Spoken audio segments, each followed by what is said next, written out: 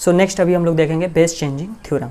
अब base changing theorem क्या बोलता है, तो जैसे हमारे पास मान लो log m to the base n है, ठीक है, log m to the base n है, मतलब अभी इस log का बेस क्या है n, हम लोग इसको ऐसे भी लिख सकते हैं log m to the base a, कुछ भी हो सकता है, मतलब defined base divided by log n to the base a, ठीक है। और ये बहुत इंपॉर्टेंट प्रॉपर्टी है, बहुत जगह क्वेश्चन को बहुत आसान भी बना देता है, तो ये चीज़ एकदम ध्यान रखना है। तो log m to the base n को हम लोग क्या लिख सकते हैं, log m to the base any base a, और जो यहाँ बेस यूज किए वहीं नीचे भी बेस यूज करेंगे, ठीक है। तो log m to the base a divided by log n to the base a, ठीक है। ये थ्योरम कहाँ यूज होगा, अगर कहीं हमें कुछ दूसरा बेस चाहिए log का, ठीक है, अगर ये बेस होता तो मतलब मेरा काम बन जाता, ऐसा कुछ क्वेश्चन अगर बोल रहा है तो हम लोग इस थ्योरम का वहाँ यूज कर लेंगे, ठीक है। तो चलो पहले तो इसका प्रूफ देख लेते हैं, आखिर ये थ्योरम आया कैसे। और ये a क्या है, एनी बेस है, तो यहाँ पे अच्छे से इसको, ये a है ना, ये बेस a है, यहाँ भी बेस a है। चलो इसको देख लेते हैं प्रूफ। तो देखो यहाँ पे हम लोग log m to the base n को x मान लेते हैं, एज्यूम करो, let log m to the base n को x माने। अब यहाँ से m क्या हो जाएगा बताना जरा, m is equal to, exponential form में चेंज करेंगे तो n की पावर x, दिख रहा है क्या, m क्या हो जाएगा n की पावर x। अब ध्यान से देखना, हमारे पास क्या है इधर log m to the base n था, इधर क्या था log m to the base a upon log n to the base a, clear. हमें इसी को इसके बराबर प्रूफ करना है, क्लियर। तो देखो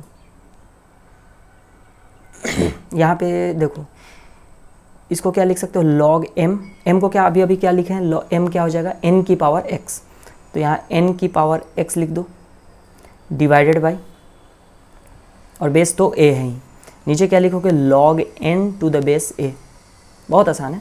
और इस, अब बताओ इस x को क्या कर सकते हो, log के सामने ला सकते हैं, तो यानी ये क्या लिखा हुआ है x into log n to the base a divided by log n to the base a, ये कट गया क्या, यानी इस साइड x बचा, और ये क्या आ रहा है, ये तो इधर ही log m to the base n is equal to log m to the base n, और ये x के बराबर ही होता है क्या, ये भी तो x के बराबर ही है, देखो इसी को तो एज्यूम x मान कर चले थे। यानी अच्छा, अगर मैं तुमसे पूछूँगी find value of log 8 to the base 7 divided by log 2 to the base 7, ठीक है, अगर हम इसका वैल्यू पूछें तो देखो, अगर इंडिविजुअली तो हम लोग नहीं निकाल सकते हैं, log 8 टू द बेस 7 की वैल्यू नहीं निकाल सकते हैं, मतलब ऐसे तो नहीं निकाल पाएंगे। तो क्या कर सकते हैं इसको, देखो यहाँ ये लिख सकते हैं क्या, log 8 टू द बेस 2, कैसे, with the help of base changing theorem. कैसे किए, तो देखो यहाँ पे क्या है log m to the base a, यहाँ पे है upon log n to the base a, देखो अगर ऐसा है तो हम लोग log m to the base n लिख सकते हैं। तो ये क्या बन गया, ये बन गया बेस, यहाँ पे जाके देखो दोनों का बेस सेम था 7 और 7, तो हम लोग ये लिख सकते हैं। तो बेस चेंजिंग थ्योरम यूज करने आना चाहिए, देख लो कैसे यूज हो रहा है। अब यहाँ पे इसकी वैल्यू बहुत आसानी से कैलकुलेट हो सकती है, देखो log 8 को हम लोग क्या लिख सकते हैं, 2 की पावर 3 टू द बेस 2, और आंसर इज 3, ठीक है क्या, तो आंसर इज 3। तो यहाँ से हम लोग बेस चेंजिंग थ्योरम का ये इंपॉर्टेंट चीज़ है। अब देखो हम लोग कुछ इंपॉर्टेंट रिजल्ट इस पे बेस चेंजिंग थ्योरम पे इंपॉर्टेंट रिजल्ट हम लोग कुछ एक्सट्रैक्ट किए हैं, उसको भी देख लेते हैं। तो इसको हम लोग क्वेश्चन के फॉर्म में लिए, और बाकी आपको ध्यान जरूर रखना है, हम लोग को ध्यान ही रखना है इस चीज़ को, बाकी हम लोग क्वेश्चन के फॉर्म में इसको अभी प्रूफ कर रहे हैं। तो पहला क्या दिया है कि find the value of log a to the base b into log b to the base a, ठीक है, इसका वैल्यू फाइंड करने को बोल रहे हैं। तो देखो कैसे हम लोग करते हैं, यहाँ पे हम लोग क्या लिख सकते हैं, log a to the base b into log b to the base a की वैल्यू बोल रहे हैं। तो हम लोग क्या कर रहे हैं कि इसको किसी से बेस चेंज थ्योरम लगाते हैं, तो log a मान लो बेस 10 ले लेते हैं, ठीक है, log a to the base 10 divided by log b to the base 10, ठीक है क्या, और इनटू इसको भी बेस 10 में तोड़ ही देते हैं, तो log b to the base 10 divided by log a to the base 10। अब क्या हो गया यहाँ पे, ये देखो ये और ये कैंसिल, ये और ये कैंसिल, यानी इसका वैल्यू 1 आ गया, ठीक है क्या, यानी ये दोनों क्या है, रेसिप्रोकल है आपस में, इन दोनों का प्रोडक्ट क्या आ गया 1, यानी ये रेसिप्रोकल है। मतलब कहने का मतलब क्या है कि लॉग, ध्यान से देखना, log a to the base b is equal to 1 upon log b to the base a. बहुत इंपॉर्टेंट रिजल्ट है। अभी ये तुमको समझ में नहीं आ रहा है कि ये क्यों इंपॉर्टेंट है, लेकिन बहुत इंपॉर्टेंट है। क्वेश्चन में यूज जब होगा तो इसका इंपॉर्टेंस और अच्छे से पता चलेगा। तो अभी हम लोग क्या देखें कि log a to the base b is equal to 1 upon log b to the base a. Clear है क्या? तो एक छोटा मोटा ऐसे देख लो, जैसे मान लो हमारे पास, यही देख लो, जैसे हमारे पास ऐसे कोई एग्जांपल है, तो यहाँ पे log 3 टू द बेस 10 है, तो हम लोग इसको क्या लिख सकते हैं 1 upon log 10 to the base 3। तो ये चीज़ इंपॉर्टेंट है, ठीक है ना। तो ये सब करने में इस बहुत ये होगा, इस रिज़ल्ट का हेल्प आएगा। तो बिल्कुल ध्यान रखना इस रिज़ल्ट को। सो नेक्स्ट रिज़ल्ट पे चलते हैं। तो यहाँ पे क्या बोल रहा है कि so that log a to the base b into log b to the base c into log c to the base d is equal to log a into log a to the base d। अब इसको कैसे proof करेंगे? तो देखो वहीं अपना एक base 10 लेकर सबको बेस चेंजिंग थ्योरम से तोड़ दो। तो यहाँ पे लिखो log a to the base log b लिख लो, ठीक है। और हम लोग जानते हैं कि अगर हम लोग बेस कुछ नहीं लिख रहे हैं तो यानी वो क्या है, base is 10 into log b upon log c। Base 10 है सबका, ये एज्यूम कर लेना है, log c upon log d, ठीक है। इसको अभी लेफ्ट हैंड साइड से हम लोग प्रूफ कर रहे हैं, तो ये लेफ्ट हैंड साइड आ गया मेरा। अब देखो तो ये कट रहा है क्या? बिल्कुल, ये b और log b कट गया, log c कट गया, यानी बचा क्या हमारे पास? तो log a upon log d। Clear है क्या? अब बेस सेम है, ध्यान से देखना, बेस 10 है, मान लो बेस 10 है, तो हम लोग इसको एक साथ लिख सकते हैं क्या? तो यहाँ पे लिख देंगे log a to the base d। Base changing theorem से लिख सकते हैं इसको। देखो तो प्रूफ हो गया क्या? यही तो प्रूफ करना था, यही तो राइट हैंड साइड है हमारा RHS। तो LHS is equal to RHS। तो ये सब चीज़ें बहुत ध्यान रखना है। और अगर ये देखो और पैटर्न देखो इसका, log a to the base b, log b to the base c, log c to the base d, और ऐसे ही चलते जाएगा। और ये आगे कितने भी नंबर ऐसे अगर इसी पैटर्न में चलेंगे तो केवल ये बचेगा और लास्ट का ये बच रहा था, ठीक है। log a बचेगा और नीचे में log d बचेगा। ध्यान से देखो, बाकी तो सब कटते जा रहे हैं। क्लियर है क्या? तो ऐसे अगर अभी तो ये 3 log का मल्टीप्लिकेशन है, हम 4, 5, 10 कितना भी दे सकते थे। तो ये चीज़ें ध्यान रखना है, इंपॉर्टेंट चीज़ें। तो देख लो हम लोग क्या करें, बेस चेंजिंग थ्योरम का यूज करके क्वेश्चन बहुत अच्छे बनाए जा सकते हैं। अब देखो नेक्स्ट जो अपना ये है, बहुत इंपॉर्टेंट है।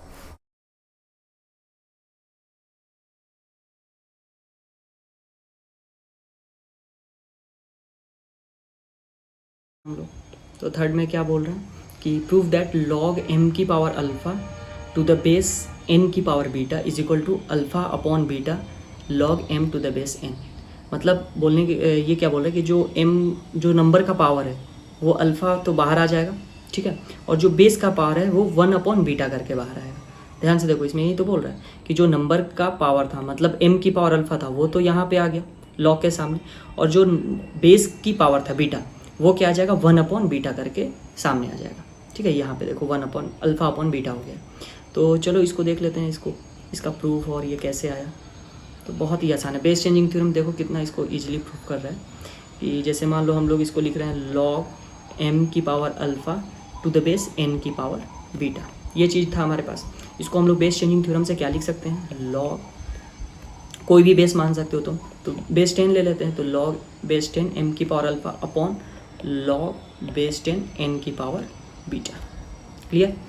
अब इंडिविजुअली देखो तो इसको हम लोग इसको क्या लिख सकते हैं, ऊपर इंडिविजुअली न्यूमरेटर में देखो तो इस नंबर log का नंबर है m की पावर अल्फ़ा, तो अल्फ़ा को क्या लिख सकते हैं, log के सामने, बिल्कुल लिख सकते हैं अल्फ़ा को log के सामने। तो ये लिखो, ये क्या हो जाएगा alpha into log m to the base 10 divided by, इसको ये भी क्या है n की पावर बीटा, log का नंबर है, तो इसको भी बीटा को क्या log के सामने लिख सकते हैं, बिल्कुल नंबर की पावर को log के सामने ला सकते हैं। तो beta into log n to the base 10।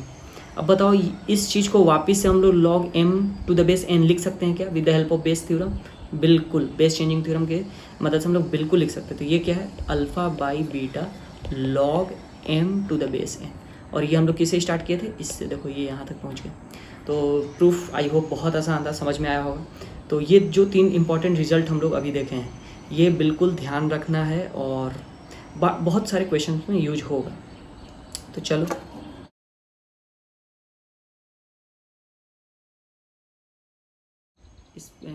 इस वाले फॉर्मूले पे हम लोग थोड़ा सा क्वेश्चन कर लेते हैं। तो यहाँ पे अगर हमारे पास ऐसे रहेगा log 1024 to the base suppose कर लो 32, ठीक है।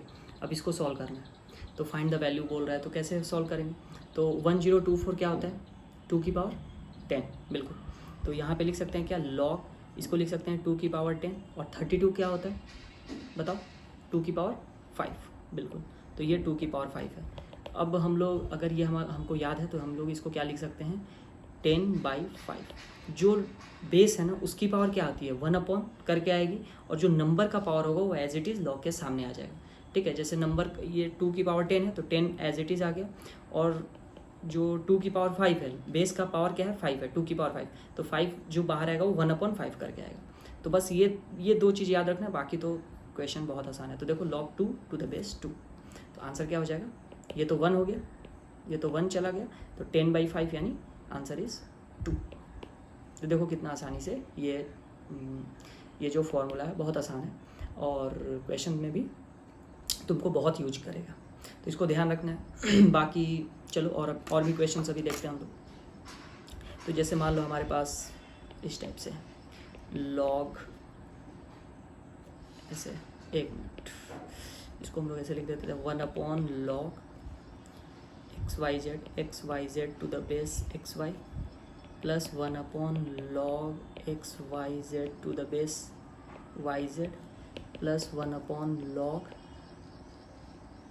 xyz to the base zx। अब इसका बोल रहा है फाइंड वैल्यू। कैसे फाइंड करोगे? तो हम लोग देखो, इसको बेस चेंजिंग थ्योरम का ही कॉन्सेप्ट यूज होगा यहाँ पे। देखो ये क्या है? 1/log xyz, नंबर है xyz to the base xy, 1/log xyz to the base yz, 1/log xyz to the base zx। तो इसको ऐसा नहीं लग रहा है क्या कि अगर हम लोग इसको रेसिप्रोकल करेंगे, ऊपर ले जाएंगे, तो सारे लॉग का बेस सेम हो जाएगा? अभी सारे लॉग का बेस क्या है? अलग अलग है, ठीक है, नंबर सेम है, लेकिन अगर हम लोग इसको रेसिप्रोकेट कर देंगे तो सारे लॉग का जो बेस है वो क्या हो जाएगा? सेम हो जाएगा, ठीक है। और जब सारे लॉग का बेस सेम हो जाएगा तो हम लोग एडिशन कर सकते हैं लॉग का, ठीक है।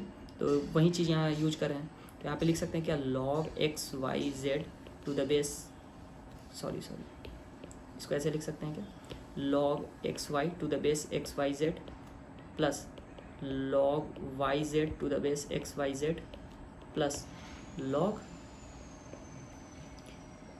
zx to the base xyz, ठीक है। अब ये तीनों लॉग का बेस क्या है? सेम है, तो हम लोग इसको क्या लिख सकते हैं? log, तीनों को मल्टीप्लाई कर दो तो xy into yz into zx और टू द बेस xyz। अगर गौर से इसको देखें, इस नंबर को देखें, तो हम लोग x यहाँ पे लिख रहा है कि log x² भी मिल रहा है, y² भी मिल रहा है, एंड z² भी मिल रहा है, और नीचे xyz है। तो हम लोग इसको अच्छे से देखें तो ये लिखा है xyz का whole square to the base xyz। तो आंसर इज 2। बहुत सिंपल क्वेश्चन था, बस थोड़ा सा हम लोग को यहाँ पे सोचना था कि अगर हम लोग इसको रेसिप्रोकल करें तो ये फॉर्मूला यूज हो जाएगा। log 1/log a to the base b है, तो इसको लिख सकते हैं log b to the base a, ठीक है। अभी ये इंपॉर्टेंट रिजल्ट से ही हम लोग इसको डिराइव किए थे। तो खैर इतना तक तो हम लोग को बात समझ में आ रहा होगा। इसको ध्यान से देखना है। बोल रहा है कि प्रूव दैट log a की power b to the base c is equal to b की power a to the base c, ठीक है। ये फॉर्मूला आया कैसे, और इसको तो पहले तुमको याद रखना है, बहुत इंपॉर्टेंट है, ठीक है।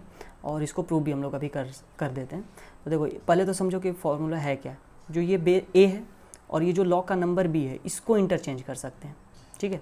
इसको यहाँ ला सकते हैं, और ये b आ गया है तुमको यहाँ। देखो फॉर्मूले में यही हुआ है, a को हम लोग उस log का नंबर बना दिए हैं, और जो log का नंबर था वो नीचे आ गया है। देखो log का नंबर b था तो b आ गया यहाँ। क्लियर? फॉर्मूला समझ गया कैसे लगाना है। तो अब इसका प्रूफ देख लेते हैं। प्रूफ कैसे करेंगे? तो चलो हम लोग लेफ्ट हैंड साइड को ले लेते हैं, taking LHS। Left hand side में हम लोग क्या देख रहे हैं कि है हमारे पास a की power log b to the base c, ये लिखा हुआ है। ए की power log b to the base c. चलो बेस चेंजिंग थ्योरम से हम लोग इसको ऐसे लिख सकते हैं क्या, ए की पावर लॉग, अब बी टू द बेस सी को हम लोग क्या लिख रहे हैं, बेस ए के साथ तोड़ दे रहे हैं, ठीक है, विथ बेस ए, तो log b to the base a divided by log c to the base a. कर सकते हैं क्या ऐसा? बिल्कुल कर सकते हैं। बेस चेंजिंग थ्योरम अगर तुम लोग अच्छे से पढ़े होगे तो ये तो कर ही सकते हैं, ठीक है। किसी भी चीज़ को, जैसे log m to the base n है, ठीक है, तो हम लोग log m upon log n लिख लो, और यहाँ बेस कुछ भी चलेगा, मतलब डिफाइंड बेस कुछ भी, वन तो नहीं होता, 2, 5, 10, एम एन कुछ भी रख सकते हो डिफाइंड बेस। तो यहाँ पे हम लोग वही क्या ले लिए, बेस ए ले लिए हैं। तो ये बताओ, ध्यान से देखना इसको, तो अब log b to the base a upon log c to the base a, इसको अगर हम लोग ये देखें, ए की power log b to the base a, ठीक है, और डिवाइडेड बाय, तो यानी into 1 upon log c to the base a. Clear है क्या? तो इस चीज़ को देखना ध्यान से, इस चीज़ को हम लोग ऊपर ले जा सकते हैं क्या, रेसिप्रोकल कर सकते हैं क्या, 1 upon log c to the base है, तो इसको क्या लिख सकते हैं, देखो ना यहाँ ध्यान से, 1 upon log c to the base a को लिख सकते हैं log a to the base c, base changing theorem से। तो ये यही बोल रहे थे, ये सब बहुत यूज होता है। तो यहाँ पे क्या है, 1 upon log c to the base a को हम लोग क्या लिख देंगे, log a to the base c. तो वही चीज़ें हम लोग यहाँ कर ले रहे हैं, तो लॉग, अच्छा ये फंडामेंटल आइडेंटिटी से क्या लिख सकते हैं इस चीज़ को, ध्यान से देखो, ये जो चीज़ है इसको फंडामेंटल आइडेंटिटी से क्या लिख सकते हैं, ए की power log b to the base a, a की power log b to the base a को क्या लिख सकते हैं, बी। वेरी गुड, तो यहाँ पे हम लोग बी लिख दिए इसको, और ये क्या हो गया, अभी अभी इस फॉर्मूले से हम लोग इस चीज़ को क्या लिख सकते हैं, log a to the base c, ठीक है क्या। तो हम लोग स्टार्ट कहाँ से किए थे, देखो यहाँ से स्टार्ट किए थे, ए की power log b to the base c था, ए की power log b to the base c, और पहुँचे कहाँ, बी की power log a to the base c, और यही हमें प्रूफ करना था क्या, बिल्कुल देख लो यही प्रूफ करना था। तो बहुत इंपॉर्टेंट प्रूफ है, और इम्प्रूव तो वैसे भूल भी जाओ तो कोई दिक्कत नहीं है, लेकिन फॉर्मूला नहीं भूलना है, ठीक है। तो ए की power log b to the base c is equal to b की power log a to the base c. अब जैसे यहाँ पे ऐसे हम लोग लिखते हैं 2 की power log 10 to the base 2, इसको कैसे करोगे, तो इस ये हम लोग यहाँ लिख सकते हैं, और 10 को हम लोग यहाँ ला सकते हैं, तो यहाँ लिख सकते हैं 10 की power log 2 to the base 2, answer is 10।